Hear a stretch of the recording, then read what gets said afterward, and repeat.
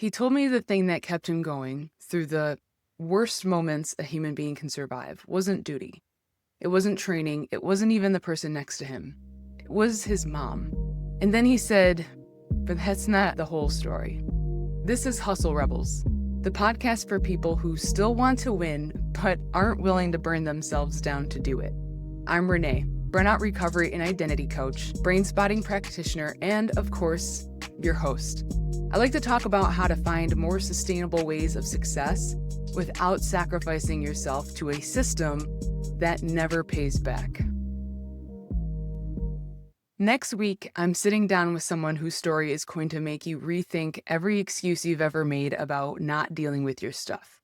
His name is Amaury Ponciano and is a retired U.S. Navy Master Chief Petty Officer. That's E9, the highest enlisted rank in the Navy. And with 26 years of service, leading at some of the highest levels of operational excellence. He's also an author and someone who has lived everything we're talking about today from the inside out. But today, I'm not going to tell you what he has went through, because that's his story to tell. But I will tell you what it made me think about, and what I think it's going to surface for a lot of you. So by the end of this episode, you're going to understand why your drive isn't the problem, but what you're doing with it might be, what survival mode actually does to your identity over time, and the one question that is worth asking before you say yes to the next hard thing. And real quick, if this conversation hits, make sure you're subscribed, because next week's episode is not one that you're going to want to skip or stumble onto by accident, because you're going to want to be ready for it. So let's just hop right in. Before I get into what's been sitting with me since the conversation I had with Amaury, I want to tell you about a moment from my own personal world, because I think it's the same thing, just wearing a different uniform. I was on a call once where we were transporting someone who just got high at a music festival, and they were a little paranoid. And while we were tied up, an 18-month-old was drowning nearby, and we couldn't respond. Someone mutual aid had to come out from somewhere further. And ultimately, the baby didn't make it. So I wasn't the one working on that child. The ones who were, they were pulled into CISM, Critical Incident Stress Management, because what they went through qualified as a critical incident. They needed support, and they got it. My partner and I were the ones that were sent to the family instead, because we were unaffected. That was the word used by our chief, unaffected. So we went with the police and knocked on the door, and we looked at them in the eyes and said the thing that no parent or grandparent should ever have to hear about their 18-month-old. And I felt wrecked. And then almost immediately, I felt guilty for feeling wrecked, because I kept running this calculation in my head that I wasn't even on the call. You didn't revive anyone. You didn't even respond. What right do you have to feel anything? That calculation, that habit of deciding that we haven't earned the right to feel the weight of what we were carrying, that's what I want to talk about today. So it's around the survival of identity, because next week, like I said, we're going to sit down with Amaury. And while I'm going to leave his story for him to tell, I will say this one thing, because it's been living in my head since the recording. He went through something at 18 years old that most of us will never come close to. And when I asked him what kept him going, he didn't say duty. He didn't say training. He didn't say the mission. He said his mom. That's it. That was his whole engine. And I want you to sit with that for a second, because there's a version of that answer that sounds like inspiration porn, right? Like, find your why and you can survive anything. But that's not the whole story. And it's not even close, because here's what nobody talks about. There's no Instagram memes for this. When you survive on pure purpose and adrenaline, when your identity becomes the mission, what happens when the mission or the job is over? That question is exactly what this week's conversation is about.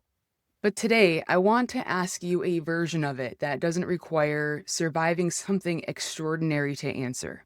Who's forcing you to deal with your stuff? Because most of us don't have anyone. we just keep running. We keep producing, we keep performing, and we call it strength. But there's a difference between strength and suppression. And the scary part is, from the outside, strength and suppression, they look exactly the same. And there's something that we all recognize, and it's the leadership mask. One of the things that Amaury and I got into is this idea that leaders feel like they don't get to be human. Like you can have a moment, but only in private. You can fall apart, but only behind closed doors. And when you walk back out, you better have your face right. He shared something from his own experience leading people that, again, I'm going to let him tell you himself next week, because it hit me in a way that I wasn't necessarily expecting. But it landed because I can relate to the feeling. In the first responder world, you don't really have a debrief culture unless someone forces it on you. You go from the worst thing you've ever seen straight back to the station and straight back to paperwork. And then you make a joke about it because that's just how you survive. And if you're good at your job, if you're the one people come to, you layer on top of that this identity of like, I'm the one that holds it all together. I'm the one that has to handle it. Now, I'm talking about first responders and military right now, but I want to be very clear. You don't have to wear a uniform for this to be your story. You might be a manager inside of a corporation who's the one everyone brings their problems to before they escalate. You might be a teacher at a middle school holding 30 kids' emotional worlds every single day on top of your own. And you might be a mom who works full time and somehow also keeps an entire house from falling apart. The schedules, the appointments, the feelings, the logistics, everything, all of it. Mostly invisible, mostly unacknowledged. The uniform is different. The dynamic is exactly the same. And that identity becomes a cage. Because when you're the one who holds it all together, you don't get to ask for help. You don't get to say, I'm not okay. You don't get to be the one who needs something, because everyone needs something from you. And the cost of that isn't just personal, it flows downstream. So when you're empty, you can't actually show up for anyone else. You just perform showing up. And the people around you can feel the difference, even when they can't name it. And I want to think about this question that changes everything. We talked near the end of our conversation about sacrifice, about ambition, about the promotions and the titles and the moves that seem like the obvious next step. And when Amaury said something I want to hand directly to you, not the story behind it, because again, I don't want to give too much away, but the question itself, is it worth it? Because the one thing you never get back is time. He made a decision near the end of his career that most people in his position probably wouldn't have made. He chose presence over advancement, and he'll tell you himself next week whether he regrets it. But I think about that in the context of my own life, because I spent years running on a version of do more, push more, prove it. And the doing itself was never necessarily the problem. I love working. I love being useful. I love building something. But there's a version of ambition that's actually avoidance dressed up in productivity, where you stay busy because busy means you don't have to look at the stuff. That's quietly sitting in the corner waiting for you. And I say that not to make you feel guilty about your drive. I say it because I think people listening to the show, you're not lazy, you're not unambitious, you're not the problem, but the question worth asking, and I'm asking it of myself too, is this: what are you building toward, and who did you say you were building it for? And when's the last time you checked in with them? It's not a performance check-in, not in a is everyone okay in passing, but a real one where you actually sit down and say, this thing I'm chasing, does it still make sense for all of us? Is this what we all actually want, or are we just in motion? Because if we don't actually do that, and you're just pushing in the name of ambition, but it's really an avoidance, that's where you lose that disconnect to those around you. And Amaury will talk about how he's thankful that he was forced to seek help after this big incident that happened in his life. But like I said in the beginning, we generally don't have something that's a driving force to push us to seek help in certain aspects of our life. And it doesn't have to be because of some big dramatic or traumatic incident that happens in our life. It's the slow compounding things that happen in our life that destroys the connections that we have with those around us. And here's what I want you to take away from today. First, purpose is real. Having a why matters. Next week, you're going to hear what Amaury's why was and what it cost him to run on it for as long as he did. But the principle holds for all of us. Purpose alone doesn't protect you from the cost. It just gives you a reason to keep going while the bill accumulates. And at some point, you have to pay the tab. And here's the part I really want you to hear. The longer you wait, the higher that tab usually is. Amaury was forced to pay it. A crisis made the decision for him and the Navy.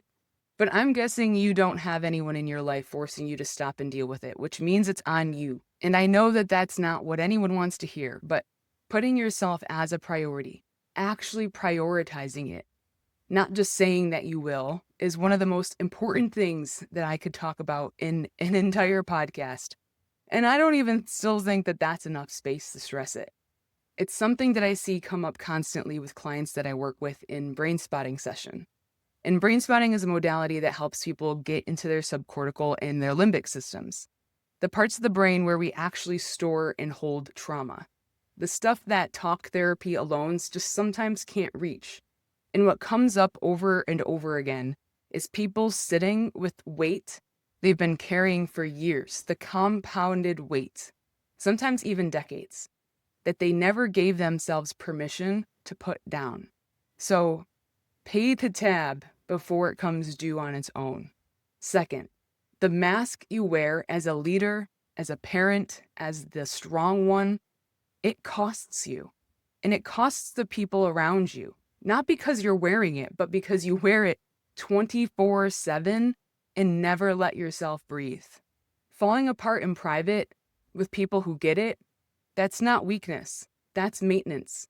So find your version of that. Third, the question isn't whether you can sacrifice more. You probably can. You probably will. We're all hustlers. The question is whether the sacrifice is aimed at something that's actually yours and worth the sacrifice. Not the version of success you inherited from someone else. Not the thing that sounds right on paper. Yours. And that requires you to slow down long enough to even ask yourself it. Okay, that was a lot. So let's recap. We talked about survival mode and how the engine that gets you through hard things can also become the thing that keeps you from actually living.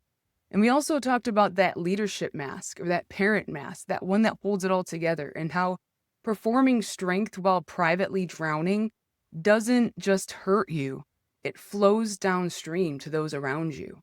And we also talked about the question, the one that cuts through all of the noise. Is it worth it? For who? And have you actually asked them and yourself?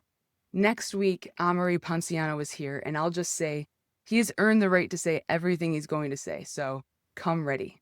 If this episode stirred something up, and I mean that uncomfortable kind of stirred, not that feel-good feeling kind, I want you to do one thing.